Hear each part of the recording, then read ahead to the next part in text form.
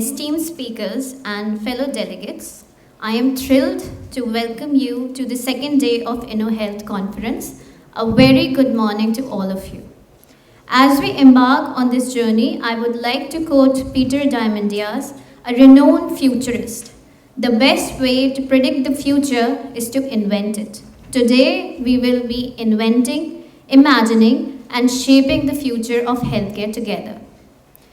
As we gather here today, the world outside is grappling with the unpredictable and far-reaching consequences of climate change.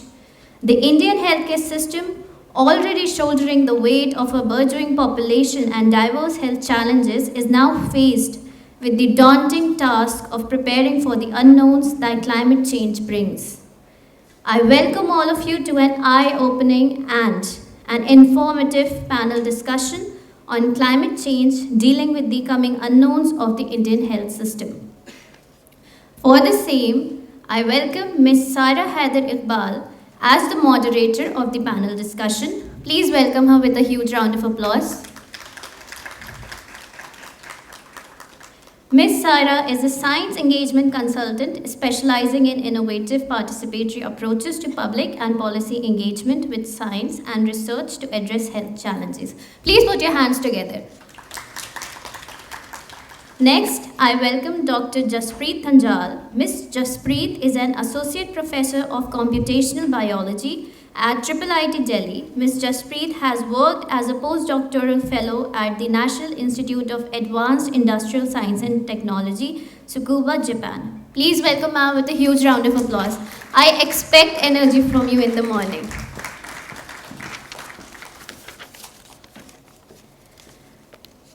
Next, I welcome Dr. Ankur Mutreja. Dr. Ankur is a director, strategy, partnerships, and communication at PATH South Asia. He is known for his undying passion for science and innovation, for making the world free of pandemics and epidemics. Please put your hands together.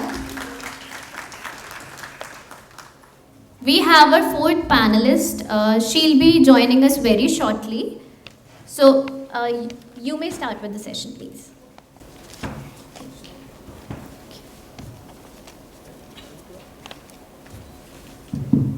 A very good morning, everybody, and it's a pleasure to welcome you to today's panel discussion titled Climate Change Dealing with the Coming Unknowns for the Indian Health System. I think Mariam has already explained really well about how climate change is impacting an already burdened health system. And I think this conversation is also very timely, not only because we are seeing some terrible days in terms of air quality in Delhi and north of India, but also as we draw close to year 2024, that has seen actually massive heat waves, and we've also breached the 1.5 degrees Celsius barrier, which is again the last decade has been the hottest decade in the recorded history. This year has been the hottest so far in the recorded history. So we are really, we've coming to a point where we have no option but to act. We've also been seeing, massive floods. You must be seeing a lot of news about floods across the world in India, heat waves again across the world, wildfires, and we've also just come out of a massive pandemic that showed glaring gaps in our health system. We also know that with climate change, infectious disease spread, malnutrition because of erratic climate cycles, which affects agricultural cycle, and of course poor air quality, environmental pollution. All of this is already wreaking havoc on the health systems. We're not probably able to recognize it, or we're not able to acknowledge it fully. But our health systems are already dealing with these, and not to forget, of course, the climate migrants. These are frontline, fence-line communities that are having to move from their places because of severe climate conditions, and that also adds a huge burden on the health system and also makes them health insecure. So I think this is a very multifaceted, very vast challenge and the intersection between climate and health is also something that's being discussed now globally, even at the COP29, which is happening as we speak in Baku, Azerbaijan. So, so to sort of unpack a lot of these complex, ideas and a lot of complex situations we are dealing with, I have a very eclectic panel today. I've got Professor Tanu Jindal, who's an environmental science expert, heading 5 institutes of environmental science at Amity University. She's just entered, so very good to have her. We've got Dr. Ankur Mutreja, who's a global health professional at PART, where he's current director, strategy, partnerships, and communications. So really nice to have you, Ankur. And last but not the least, we've got Jaspreet Kaur Dhanjal, assistant professor at IIIT Delhi, our host of this conference, who brings expertise in computational and molecular biology for precision medicine. So together with the panel, who bring a really vast wealth of knowledge and expertise, we're going to unpack the intersection of climate and health. And I thought maybe to set the context and to help us understand a bit better where all our panelists are coming from, we'll invite them to speak a few words about where you are situated and how you see climate and health intersection based on your and Professor, you've just come, so maybe you can go in the end. I'll probably request Ankur to go first. And right, thank you, Sarah, and thanks everyone for being here on a Saturday. And I think the topic that we are discussing does need all of us to be present in these kinds of lecture rooms on weekends, because it's such an important issue, such a pressing issue. So as Sarah said, I work for PART, which is a development sector NGO.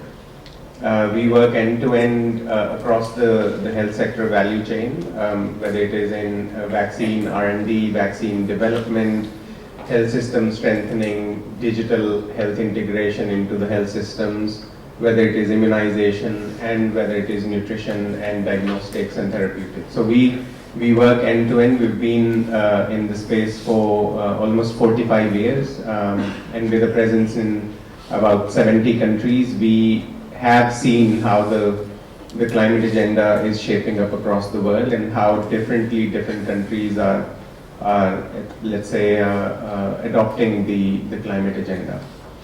So I think one of the questions I was told I should talk about is what are the knowledge gaps in the climate and health space, and what could be the steps that could be taken to involve healthcare professionals better in the agenda. So I hope it's okay I talk about that. So I think there are a few things I'd like to, I think you touched on some of the things in your opening remarks, Sarah. I think I'd just like to reiterate that NCDs, or non-communicable diseases, whether those are respiratory illnesses, whether those are other diseases of liver, etc. So I think everything is in one way or the other has connection to the climate change that we are seeing. But the gap there is that the data proving that is not really available. Even if it is available, it's not available in a format that could really be projected to the government, to the policymakers, so that they can start taking a note and start taking actions to really respond to that. We've also seen that in the infectious disease space, vector-borne illnesses are going up. We've had a record year of the number of dengue infections that we have seen this year, which is also a lot to do with the climate change, and also not just in India, but we're seeing increase in vector-borne diseases in other parts of the world as well that had never seen, at least in a century, they had not seen some of the vector-borne diseases like chikungunya or dengue or similar other diseases. So that's on the infectious disease front, but also on the nutrition front. As Sarah mentioned, there has been a lot of impact on how the agricultural produce is getting impacted because of climate change. Just to give you a little bit of factual knowledge on this. If you ate one orange in 1960s, for getting the nutrition that you received at that time from that orange, you would have to eat 21 oranges today.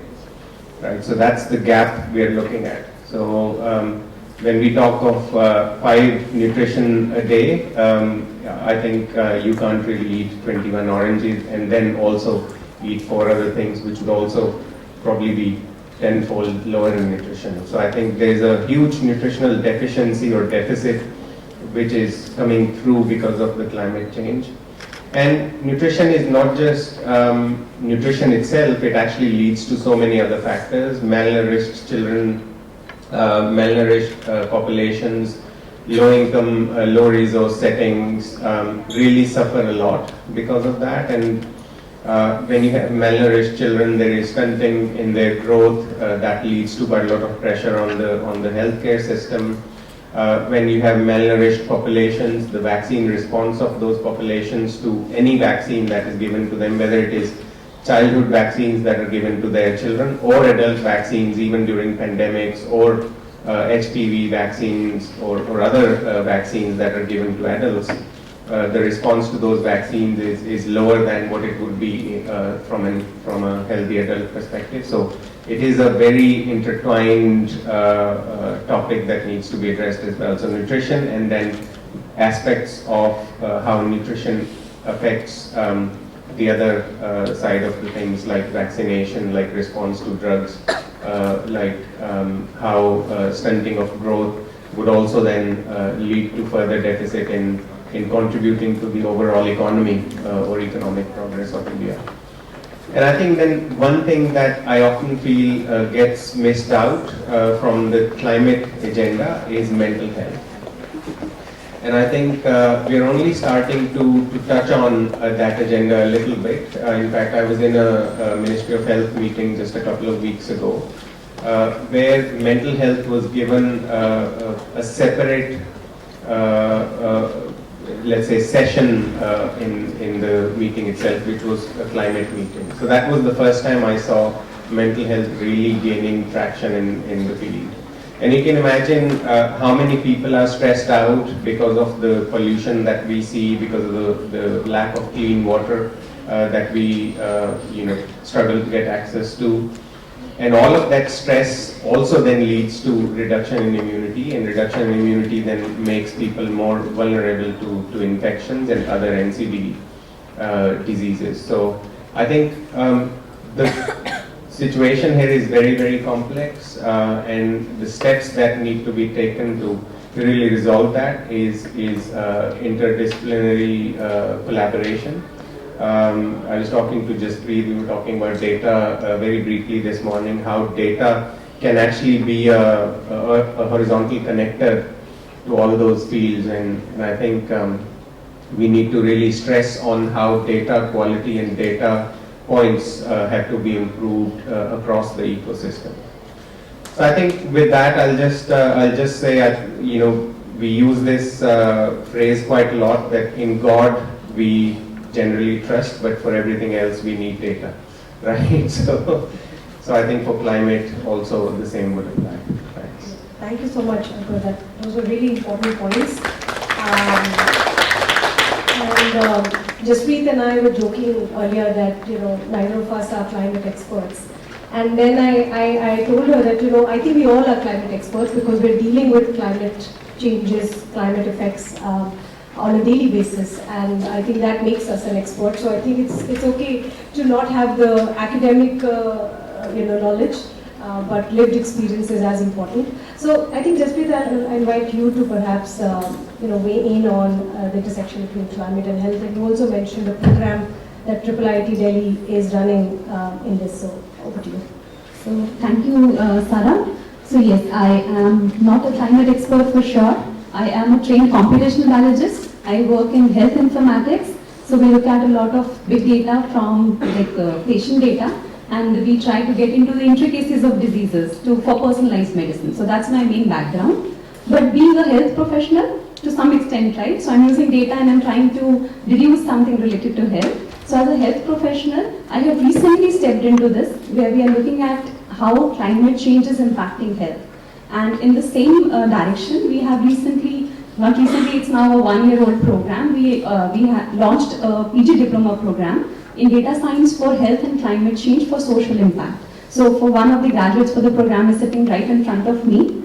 So the first batch has recently graduated, and they're looking at the different case studies that were talked about in this program. So we realized that yes, as rightly mentioned by Dr. Ankur, there is a serious deficit of the data that we can use and we can take it forward to analyze quantitatively that how climate change is affecting the health.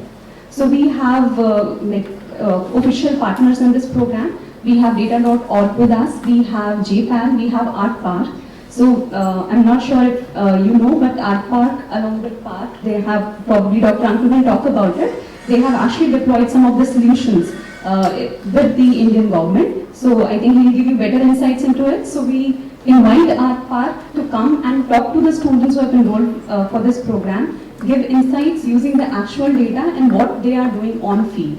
So I am representing more of an institutional here, educational institution, like how we can help in training professionals who are better in understanding health as well as climate, and they can look towards these two as an intersection for social impact. I think this is the responsibility of all of us to take this thing forward, understand the importance and take the necessary measures. Thank you so much, Jaspreet. I think you said it really well. I think we all have to become climate experts, I think irrespective of our sector and discipline. Yeah, I completely agree with you. And so, Professor, may I request you to maybe talk a bit about how you see the intersection of climate change and health, especially situated where you are situated, which is environmental sciences, sustainability, circular economy. So, just a few words to begin. Thank you. So I've been hearing both of you, you're doing a marvelous job in relating this environment, climate change and impact on health. And as you said, preparedness is very much required. Besides that, like we are working on environmental health and safety. So for climate change, why it is happening? The climate change is happening because of environmental pollution, global warming, greenhouse gases. And why these greenhouse gases, global warming, carbon dioxide, carbon footprint, and methane, these are the greenhouse gases, and they cause the global warming, and thus global warming causes climate change. It's simple change. So this climate change is impacting health, but it is, before impacting our health, it is impacting environment. So first we need to talk about environmental health and safety, so that a permanent solution comes. And then whatever impact has been made by climate change, we have to address the impact on human health or animal health, right? Living beings. So we are basically targeting the first portion, environmental health and safety of that. And we are the pioneer in launching MSc Master's Program in Environmental Health Sciences 5 years back, and all our students are doing really well. And last year we launched it looking into the demand and PhD in Environmental Health Sciences. So this is very, very upcoming, and that carbon credits, ESG, all this EHS, all this come into it only. So as they said, there are many verticals of climate change and environmental health. So vector-borne diseases, that is because of the heat stress, because of the vector migration. And there is a case of locust resurgence near the Leh, which is coming breeding places from China, and it is, there was locust outburst. So this is one of the example of, heat. Then there are many people dying out of heat stress. And then water-borne diseases. There are many, water-borne pathogens which breed and grow, and thus water-borne diseases are there. And because of heat stress, then forest fires are also there because of heat. That is also happening. So there are many verticals. And lastly, he spoke about mental health. So we are working for the past 5 years on impact of air pollution on cognitive behavior. And we have seen in 2 different regions from controlled population, we have taken it in Gorakhpur, where the pollution is less, northeast, and in Delhi. So we have compared the asthmatic patients. This air pollution, this is basically occurs for people who are suffering from bronchitis and asthma, and it aggravates the problem. And specifically, the asthmatic people, faces it more in cognitive behavior. Though the normal people also have impact on air pollution, but we are just in the, I would say, bullock cart stage of this study, because we are just focusing particulate matter, dust. But what are the main culprits? The main culprits are the toxicants attached to it.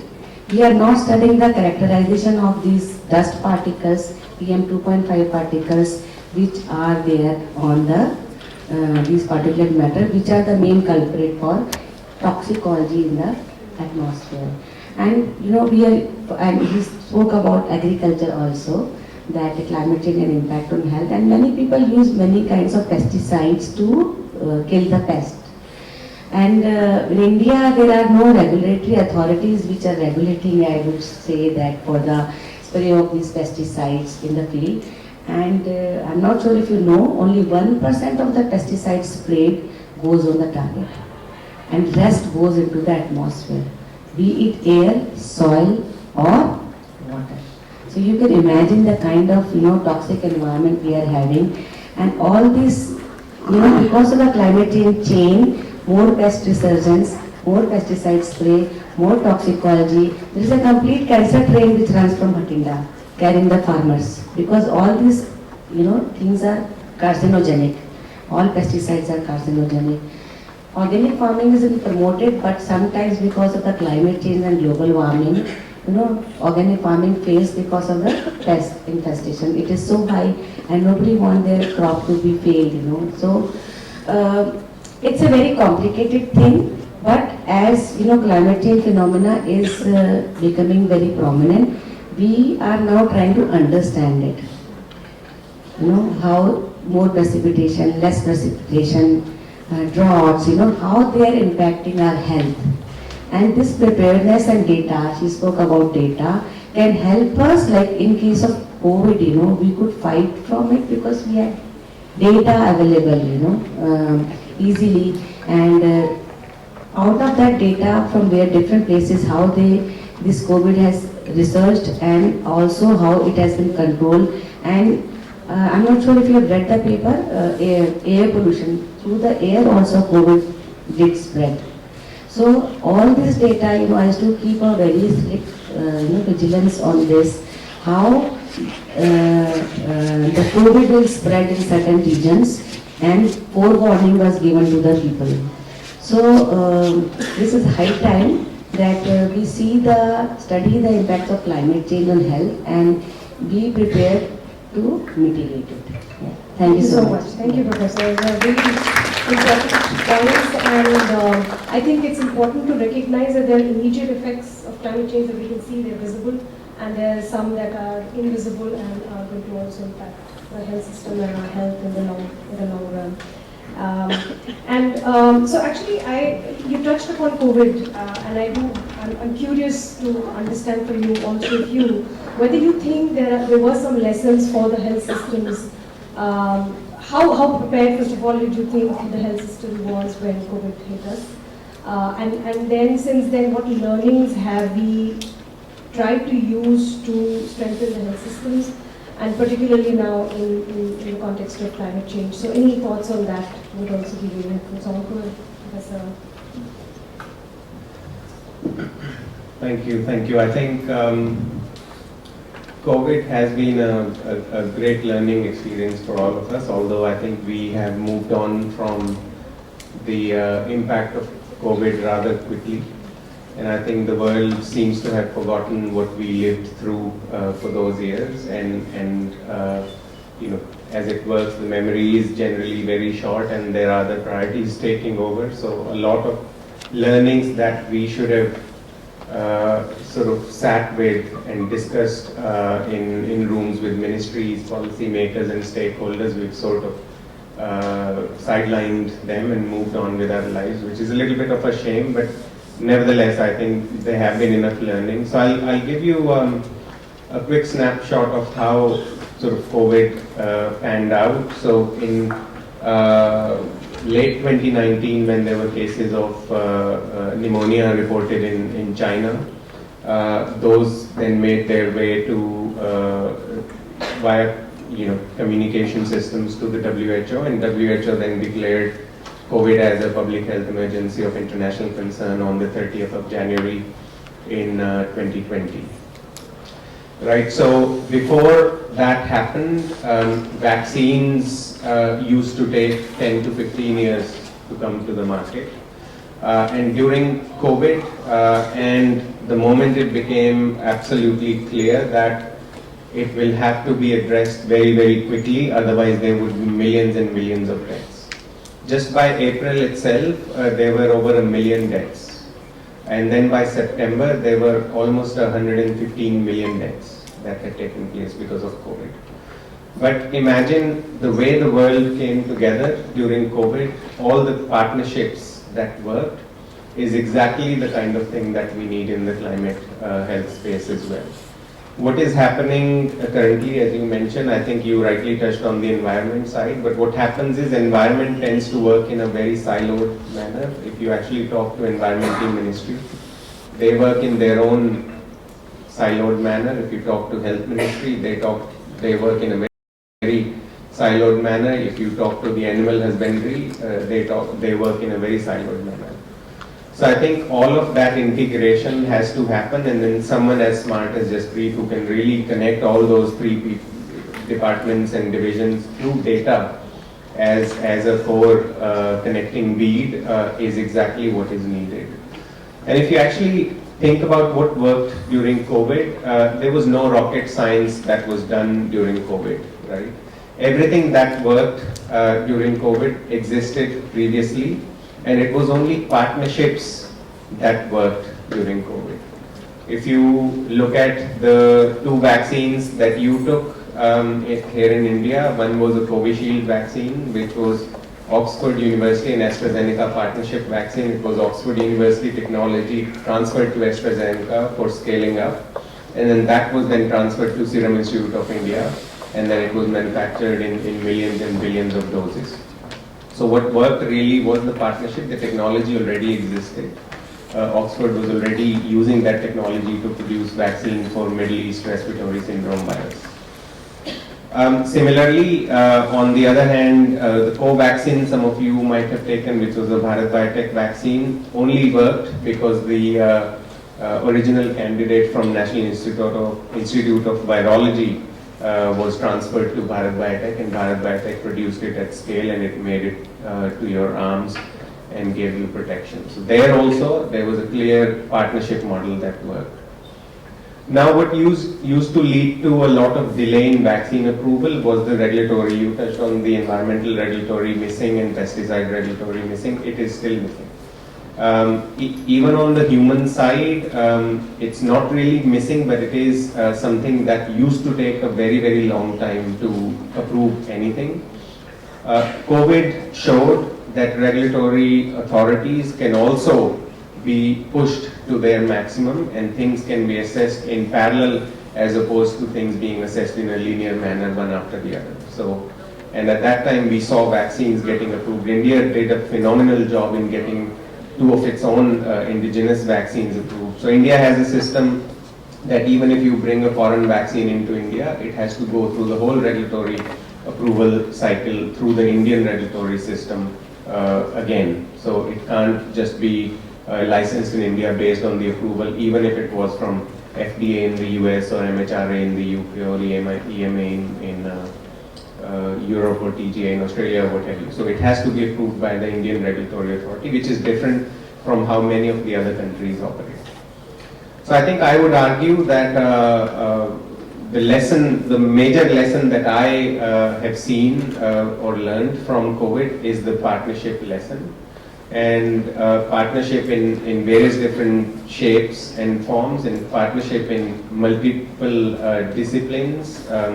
and between multiple stakeholders, whether it is policymakers, whether it is academics, whether it is NGO development sectors like us, whether it is funders, and funders could be governments, funders could be ICMR, DBT, DST, CISR, etc., environmental ministry. All of those stakeholders have to come together and sit in a room, discuss an agenda in an interoperable manner, so that whatever comes out through that exercise is then equally accepted and equally owned and disseminated through equal force through multiple channels.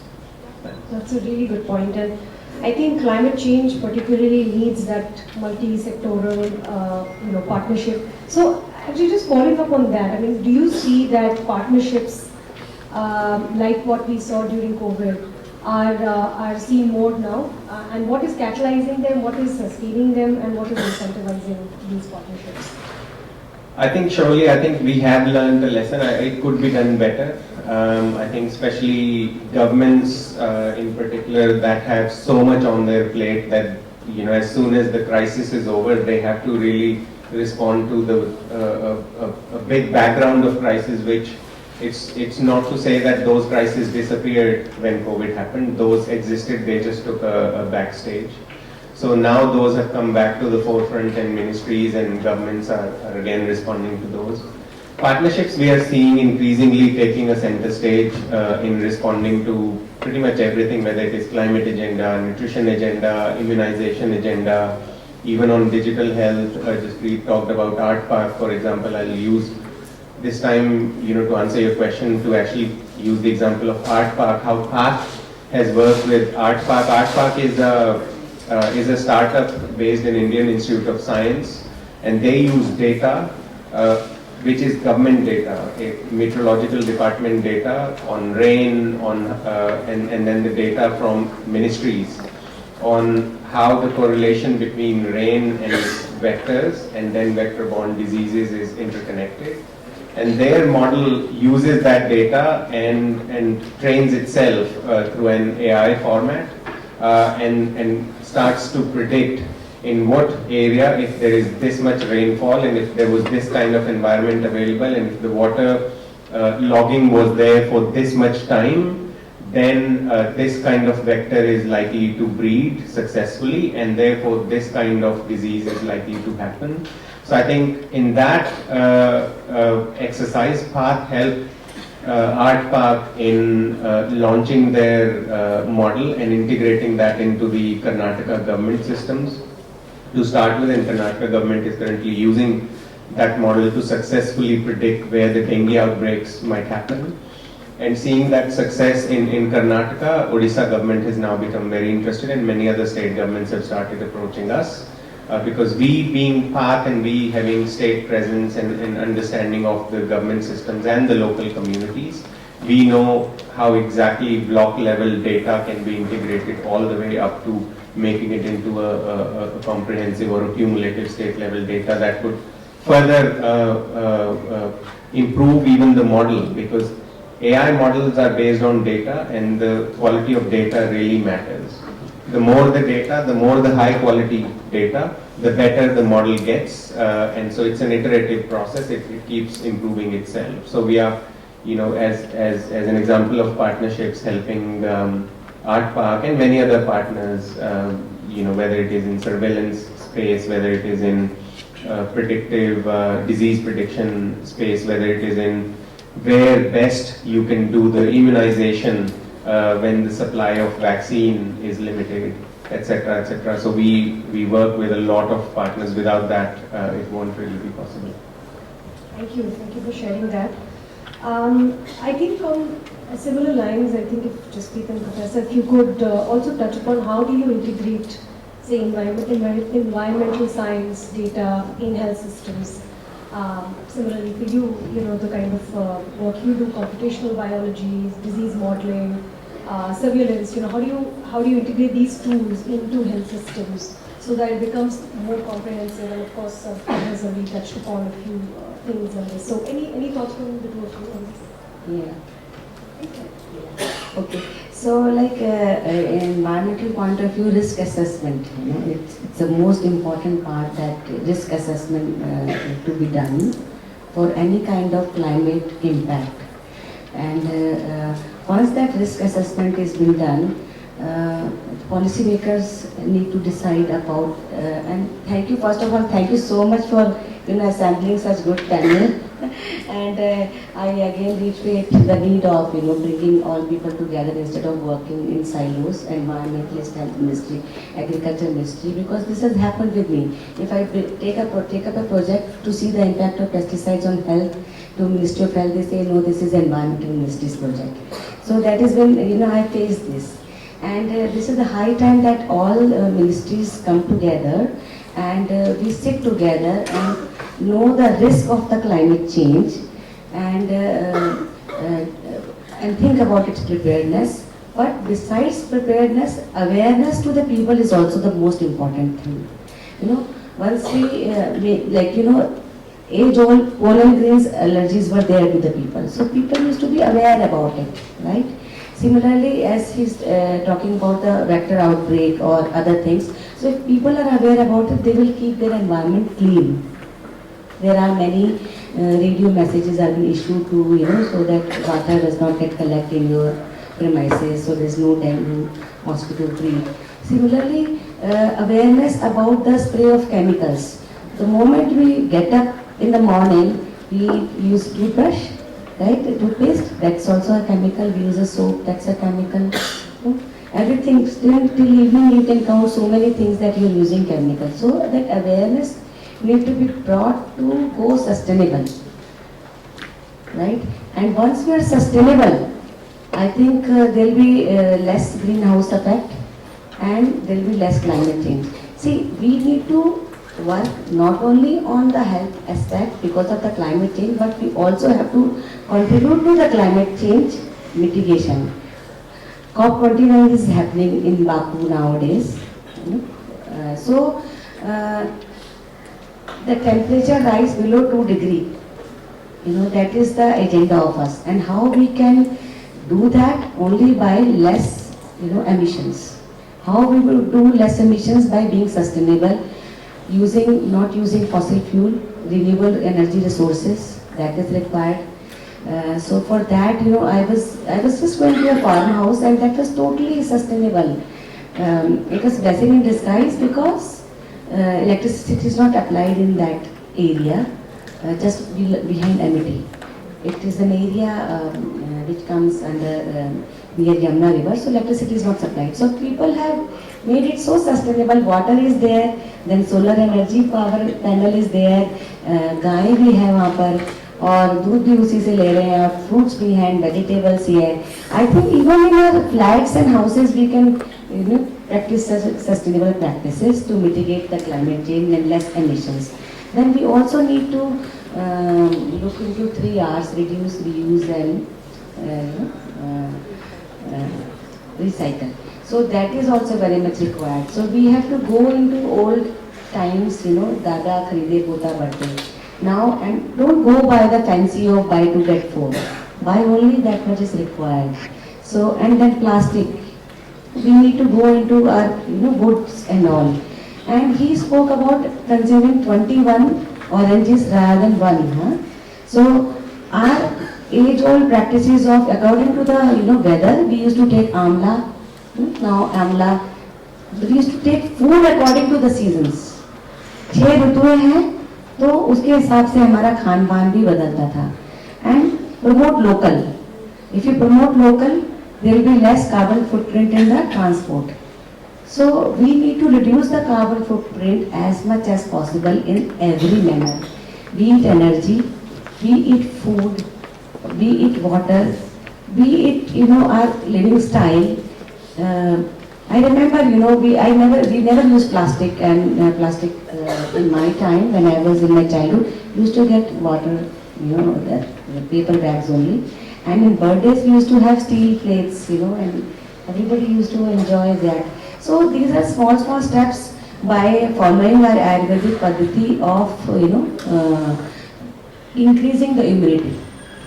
See, if you increase immunity, there will be no need of medicines. Since my childhood, I suffered from severe bronchitis. So I used to think, why I am getting this bronchitis? Why others are not suffering? Because they were immune. They increased their immunity. So then I started practicing yoga, dhyan, pranayam, and and then also took homeopathic medicines and Ayurvedic medicines. So I would emphasize more on prevention, and I know the role of these medicines at the last stage, because in COVID everybody had to administer remdesivir, because and that only protected. But I think prevention is better than cure. Yes, Thank you. that's a really good message. Thank you, Professor. Jaspreet, anything you would like to add? Yes. So just to add to it, as a biologist, right? So I would say, first of all, the major thing is that we need to shift our approach from a reactive outbreak management to a proactive management. So I should not wait for something to happen so that I can take the action. And as a biologist, I can say that of late we have seen like there are infections upcoming. One virus, after that, as soon as the news goes down, there is another viral infection that is coming up, right? And this is all because of the climate changes. I would say the pathogens which were only conserved to an area, say glaciers, they are melting, so everything is flowing down now. So we will, in the upcoming times, we will see more and more new infections, and we cannot be, we cannot anticipate what will be the output or what will be the impact of that infection on the population. So we really have to be prepared for that.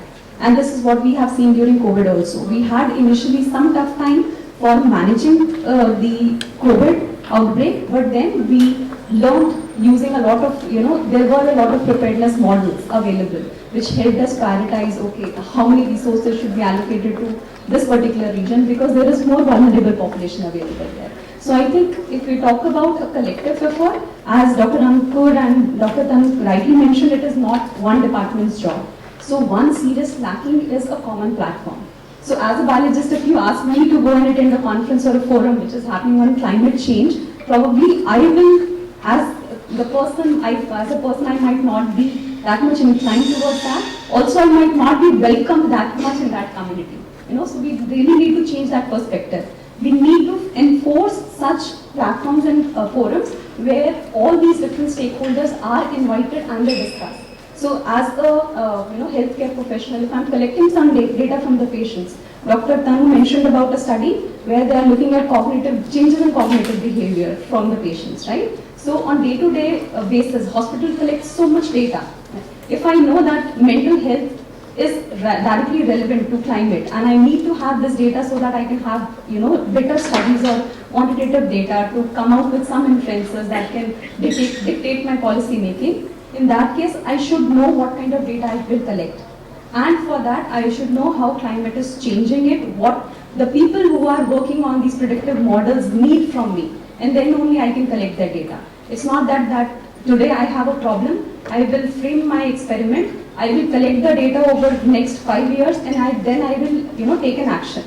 The problem might go in those 5 years. New problems will come up. So I have to be prepared beforehand. We need to start collecting as much data as possible, and this should be in consultation with the other people who are involved in such problems, right? So Dr. Ankur mentioned about the work they are doing with Art Park, right? The models that have been deployed in Karnataka and Odisha government is now taking an initiative for the same. So that does not only require climate data, right? So if I'm talking about an outbreak, it will also depend upon the socio-economic background of that particular area.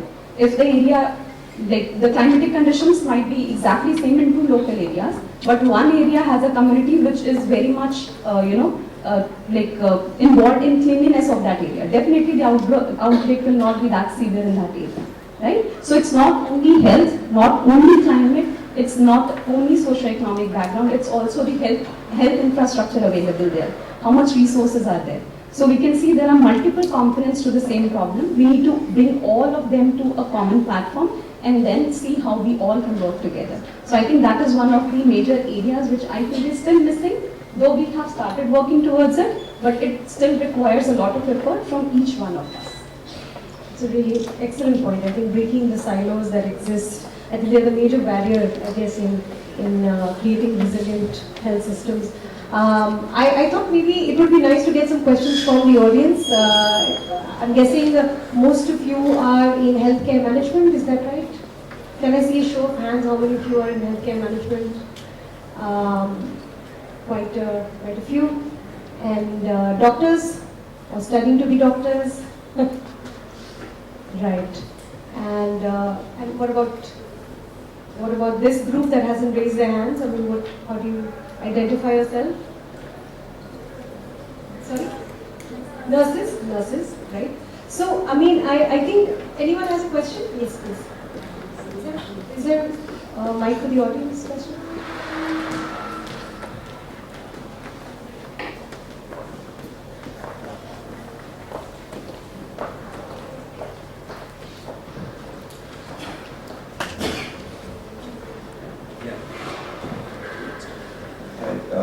Good morning. I'm Dr. Amit here. I'm an entrepreneur myself and into cardiac space cardiologist.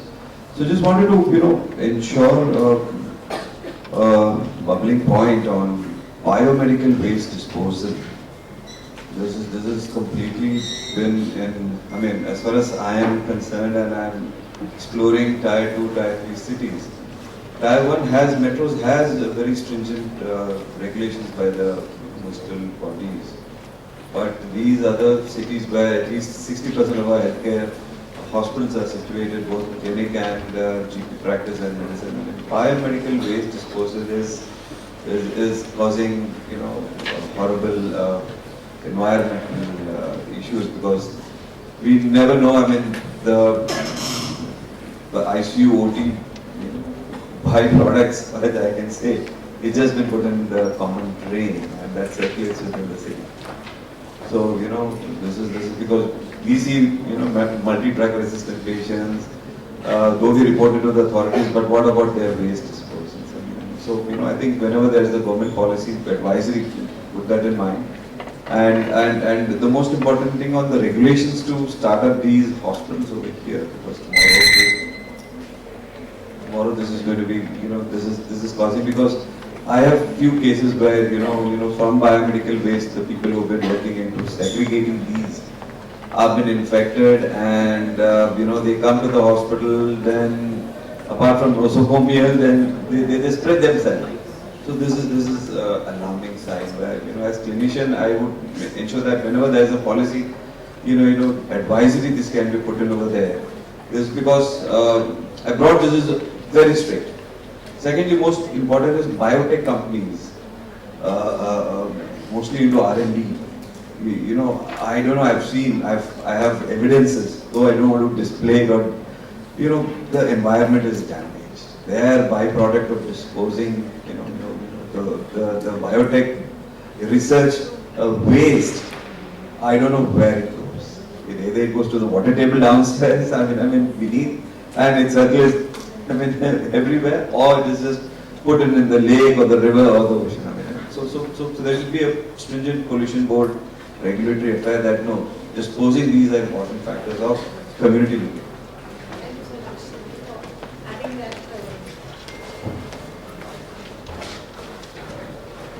For that, adding that point, and in fact, you brought up an important point around drug-resistant infections, and I think climate change has a lot to do with the spread of these infections. So maybe, Ankur, could you touch briefly upon this before we take the next question? Well, thank you first of all for raising that point. I think very, very important. I think healthcare professionals like yourselves need to be encouraged to be part of the policy making. And I must also say that it will be sort of wrong to say that policy doesn't exist. Policy exists. It's not implemented well. And the implementers of this policy would be from the healthcare sector, right? So, of course, enforcement has to come from the policy makers or the government enforcement directorate, but the implementation, the actual hands-on work will have to be again done by you. So I think if you are already awake about this, I'm really hoping that at least in your system you're taking appropriate actions. And I think it's also most of the time a question of not where the waste is going. The question is how the waste is going, right? Is the waste being properly treated before it exits the hospital system, or for that matter, it exits the biotech industry or R&D facility, etc. So the stringent regulations do exist for that. Are they being followed is the question. Who would follow that would be you and the, we just heard there is a nursing staff, nursing education trainees here as well, who also have to take ownership, because often what clinicians would do, or what physicians, cardiologists, etc. would do is, my role is to treat my heart patient and that's it. I don't care where the hell other things go. So that's where your job ends, and then a lot of people provide care to the same person around you, around your direction. So I think you have to really be part of that advocacy, that communication, be that voice that will bring change. So really appreciate that you bring this point. Then Sarah, since you bring the point of AMR, I think it's important to discuss that because a lot of antibiotics do get released into the environment. You mentioned pesticides. Similarly, a lot of antibiotics are sprayed, which are not killing pests, but those are killing microbes, right? So antibiotics are also being released into the system, and therefore a lot of food that is coming to us is already loaded with antibiotics. So when we talk about antibiotic resistance by irrational prescription of drugs by doctors, we blame the doctors quite a lot, who are already overstretched in the number of patients that they see. They don't really also have enough room to not give the patient antibiotic without diagnosis, because diagnostic systems are also missing. So I think it's a very multifaceted issue and needs to be addressed, with people like yourself being in the same room when the policy is discussed and when the implementation plans of those policies are discussed. So this comes under environmental health and safety only. So OSHAs are there, and there is a complete course on public health administration. And there are MB is also coming. So every hospital should be, equipped with public health administration and hospital administration, so that can take care of hazardous waste, biomedical waste, and it has to be properly incinerated, before disposing. So there are norms, there are policies, but he said everybody has to take ownership of that. While coming for this conference, I tell you, there is a construction going on in front of my house, and RWA is not able to do anything, and they are not following any norms. People, there are around 10 occupancies by the labor. They are washing there, they are bathing there in construction. So while coming, I just clicked a video and sent to UPPCB. So please everyone own it. It is just a click of photo. We give training to our students to write to authorities. When thousands of letters to authorities will go, why they will not wake up? Why enforcement will not be there? So my point is that please educate yourself. Know the list of officers responsible for a particular task. It does not mean that you take a broom and start cleaning. No, you have to be aware about your rights, about the rules and regulations. And I think many senior citizens can also help in this.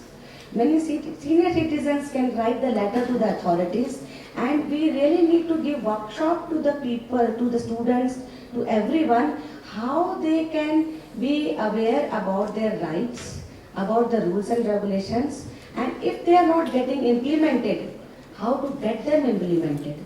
So occupational health and safety is the most important thing. Like with us, the other day the pollution was very high in our campus after the Diwali, and the health people came and they said, we want to see, we have a continuous air pollution monitoring station. So they wanted to see, and we have other monitors also, and then we started spraying water around the campus so that students are not affected, the area is not affected. So I think awareness plus the zeal and passion to help others, and also to help nation, we should know our responsibilities as well. It's not that we keep talking about, that, okay, this is not happening, enforcement is not happening, implementation. Why it is not happening? Because we are not aware. Once we vote and we select a person, say quite no. We have to be aware about the things, one. Secondly, I would say that he spoke about preparedness. India is doing very well in antibiotic preparation. And we are, I think, the largest. Every second person in the world is fed by the vaccine prepared in India. So India is doing very well after the COVID. And there are many Indian companies which have got international recognition and registration approved for making vaccines at half the cost which world is delivering. So I think India is doing very good, but I completely agree with you about the waste management.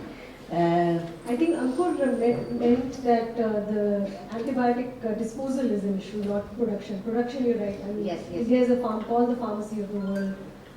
But I think the waste disposal, I think what he brought up and I think what Yes. you also brought up. And endocrine disruptors are getting into the water system, which is causing, our puberty early into the children. So, lot has to be done, but I think we all have to party to it. No? Yes, absolutely. Just to add to the problem that was brought about by sir, so measures have been taken. I would just like to quote one of the works that is being done by one of my colleagues, Dr. Sethi. So he's extensively working in this domain in AMR, and they have actually developed a system that can help extract this resistance is flowing from the hospitals to the communities, or it is flowing from the community to the hospitals. They have recently, received a lot of awards and recognition for this work, and this field should be mandatory for the hospitals. They have to have this monitoring system to track whether as we mentioned, whether it is because of the waste that is going out of the hospital that is causing this resistance or not. So I think it can be the two-way process, but we first need to track where it is going from, and then we can take the measures accordingly. So yes, it is in line. And just to complete the circle, I mean, again, I think that innovation that you talked about, that around AMR through IIIT is also where PATH and IIIT are collaborating to make that happen. So partnerships, again, just to connect all the dots. Sure. We have one audience question.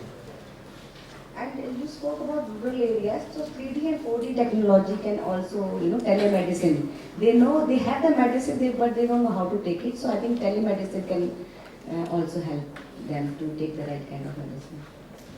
Thank you. I'm Dr. Manoj from Tandoor Dental College. I'm a dentist and a prosthodontist. Just want to concern about the dental health. Now the scenario, the food taking and the Western food culture also enter in our country. We are taking so many different types of the foods, and previously the diseases related to the dentals are different. So nowadays it's different. So is the government anything working on that? And the second is tobacco and hookah chewing. It's a big problem for our country. Is there any strong steps going to be taken by the government or not? Because we know if we go to any street, any hookah, we're going to find the tobacco and hookah is very common. Just like the plastic and the thing which they're taking. So even a layman and normal person will taking that and consuming 2 or 3 packets per day. It's become a horrible situation for upcoming situations. Thank you for that question, sir. And I think in the interest of time, I would maybe request our speakers to interact with you after this session, and because I'm going to now invite them for some final comments. But thank you for that, for raising those concerns. I think they're very, very important, very valid in this larger, landscape of health. So I guess my last question to all of you, I guess, is if there's one actionable step that actionable that the healthcare professionals in this room could take today to strengthen climate resilience or resilience of health systems to climate change, what would that be? Just very quick 30-second final remarks. So I would suggest the first thing is again enforce common platforms where people can discuss their problems, and then only a collective solution can be taken care of. And then introducing the climate health into the course curriculums. not only for healthcare professionals, even for dental students, so that they are aware of what they are doing, right? Even use of technology is causing a lot of apprehension. So how responsibly they should be using the technology is also one of the questions, right? So technology can improve and it can also deteriorate what we are thinking of, right? So balance between the two is needed, and that is what we have to teach everyone in the society. Thank you. I think you said a couple of points that I was also thinking. I think education and the curriculum injection of climate into the curriculum is an important point. I think also healthcare professionals have to really take ownership of the agenda and spread the awareness, because a lot of healthcare professionals are actually not really open to accepting the innovation. So they're not really tolerant to the out-of-the-box ideas that are coming out. And when institutions like IIIT or other institutions go to real healthcare professionals to say, here is a tool that we have developed, the uptake of that tool is not as exciting as it should be. And that's where I think healthcare professionals should sort of be a bit more open to the changing world. And of course, they have a lot of patient load and other responsibilities to manage. But at the same time, as Tanu said, that take ownership of making the nation a better nation and actually participate right from spreading the awareness to becoming part of the education, to becoming part of the policy making framework of the government, so that the whole cycle is listening to your voice, because you are healthcare professionals are the real sort of on ground reality facing workforce. So and the crux is that circular economy, green technologies and sustainability. These three things will combat climate change, because there will be less emissions. As he said, people should be aware about the new technologies. Like we have some new technologies being made at MIT, like an AI platform to accelerate vaccine development. Then novel synergistic formulations for inhibition of tumor growth and method of preparation thereof. Hydrogel nanotubes with ice helix as exotic nanostructures for diabetic and wound healing. Herbal remedy things. So likewise, a deep learning based platform for radiological, digital pathology and dermatological applications. So there are many interventions, new technologies are coming, which are sustainable, which are preventive, and which are also very fast acting. So use of AI, people are saying that AI is not good, but I would say it is only a tool. AI is only a tool and we have to use it for our benefit.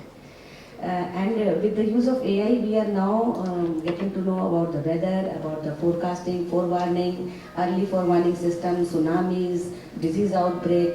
I think we are in the right phase of technology, and also people are aware about it. Only thing is that everything has to come together for saving this planet as well as existence of human life. Thank you so much. Thank you to all the panelists. Please let's hear a round of applause to them. I have to request the organizers that it's impossible to cover climate and health in an hour, especially all aspects of it. But I think our panelists have really helped us do that. So big thanks to all of you. I think something that came up again and again in the conversation was that we need to break the silos. We need to work together across sectors, across disciplines.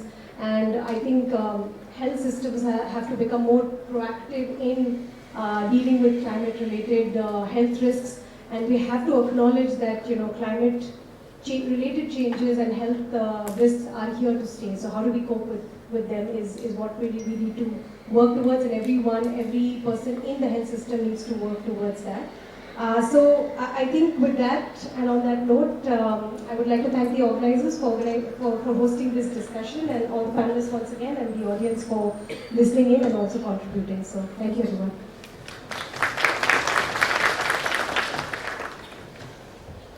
Hello. What an insightful and immensely valuable this session has been. We got to know a lot of things.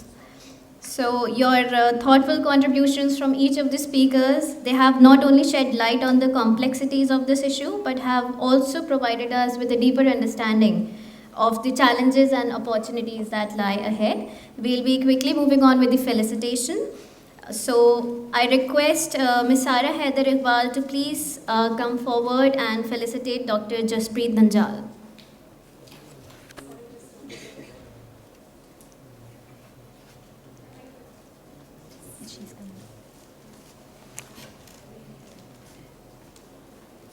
Please put your hands together. Don't stop. It was indeed a very informative session.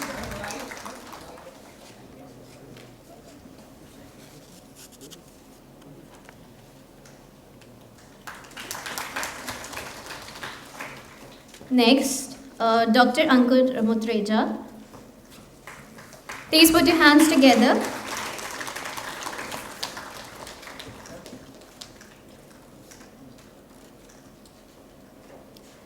Next, Dr. Tanu Jindal.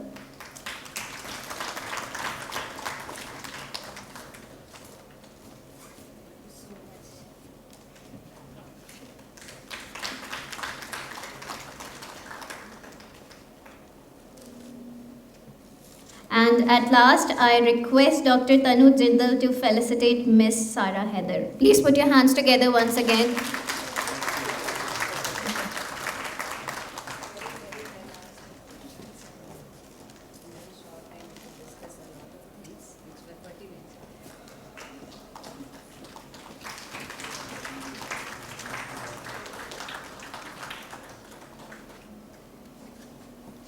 And I request the speakers to please come for the group photo, and then you may take your seat.